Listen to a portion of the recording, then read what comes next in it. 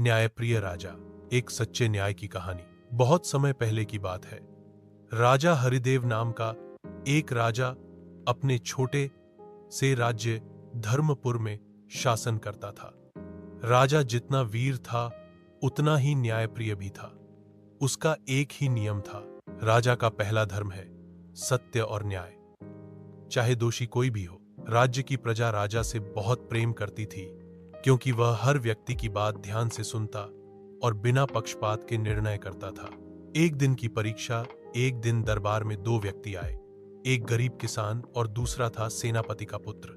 किसान रोते हुए बोला, महाराज, इस व्यक्ति ने मेरी जमीन जबरदस्ती छीन ली है। जब मैंने विरोध किया तो मुझे धमकाया गया।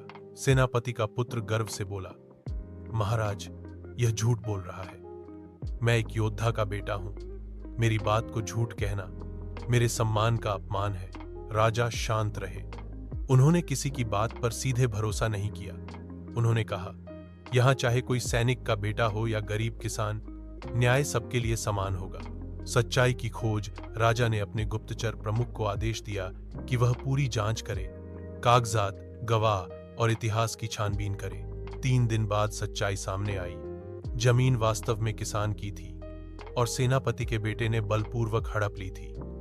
राजा ने तुरंत निर्णय सुनाया, जमीन किसान को लौटा दी जाए। सेनापति के बेटे को 1 महीने की कारावास और राज्य सेवा में काम करने की सजा।